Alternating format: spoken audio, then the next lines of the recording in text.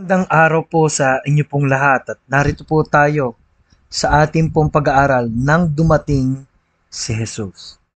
At ang ating pong talata ay sa John chapter 6 verse 32 to 40. Ang sabi po rito, "Then Jesus said unto them, Verily, verily, I say unto you, Moses gave you not that bread from heaven, but my Father giveth you the true bread from heaven." Tinutukoy po rito ang Panginoong Hesus. Ano po? Kailangan ng mga tao.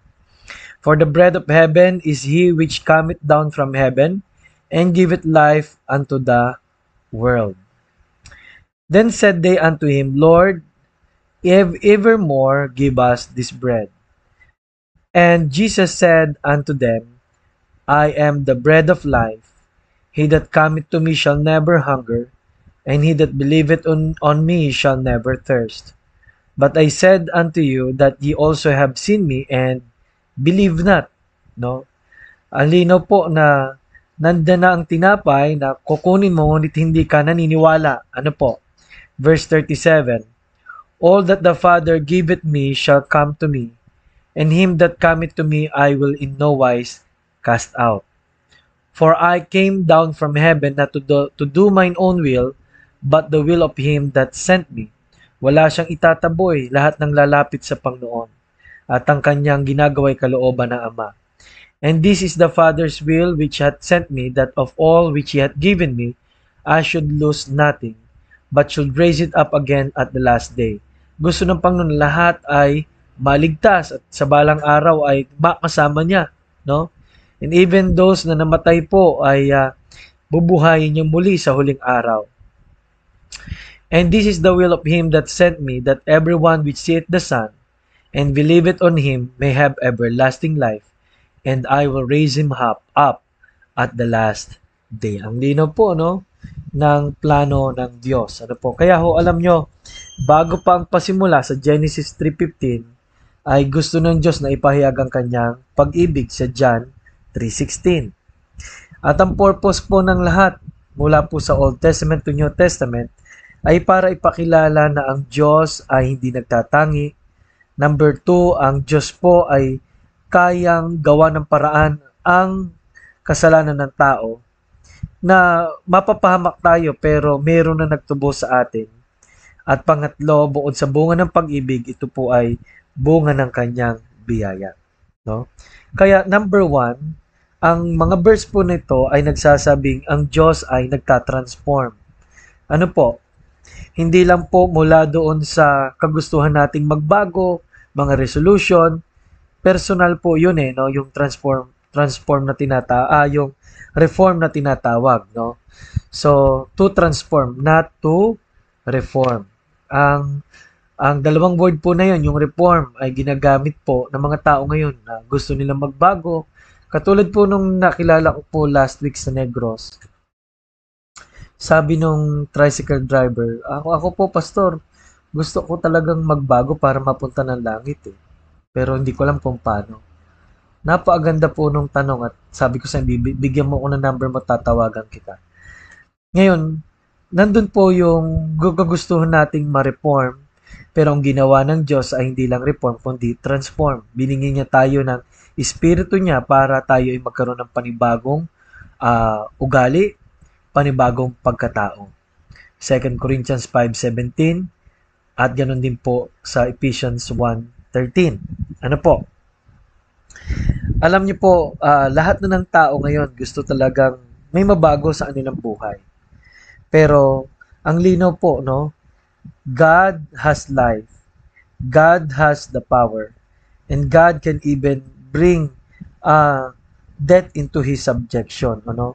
Kaya niya pong bumuhay no, para sa kaluwalhatian o sa pangwalang hanggan. Kaya ang Diyos ay Diyos ng transformation. Number 2, to replace.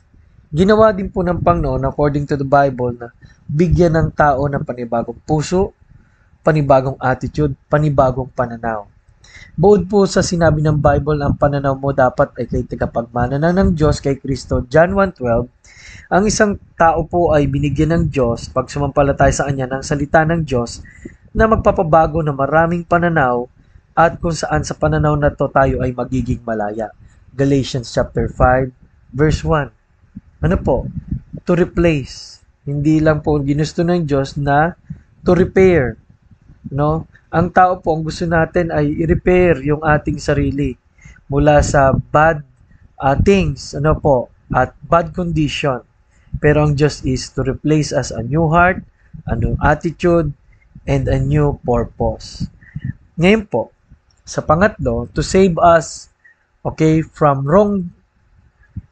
wrongdoing to wrong being. Ayaw lang ng Diyos ng wrongdoing ang papalitan sa atin, pati wrong being. Ano, tandaan niyo po ng John 1:12 nagsasabing, John 1:12, tayo'y anak ng Diyos sa sumampalataya. Pero ang linaw din po na kung hindi ka pa sumampalataya ay hindi ka sa Diyos.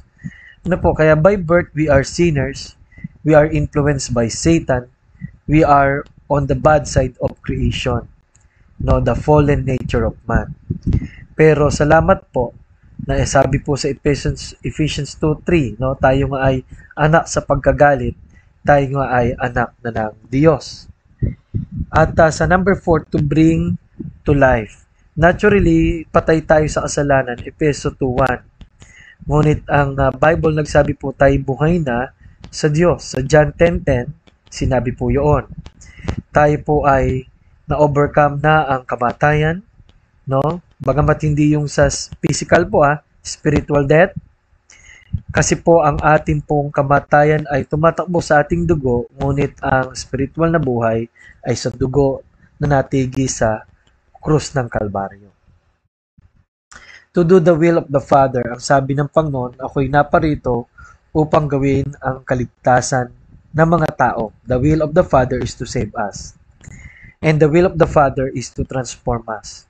The will of the Father is to give us not only abundant life, but to give us life, but the abundance of life. To give us eternal life. And to give us what we should have as a child of God hanggang sa dumating po ang Panginoon. So, napakaganda po, no? Yan po ang kalooban ng Diyos para sa atin. Kaya ang tanong po, natagpuan ka na ba ng Panginoon? No? Dumating na ang Panginoon sa iyong buhay. Kung dumating na po, magpasalamat po tayo sa Kanya. Panginoon, salamat po dahil Ikaw ay dumating na sa aming buhay. Sa pangalan ni Jesus. Amen. Maraming salamat po at ito po si Pastor Paul Borja nagsasabing kailangan natin ang Panginoon.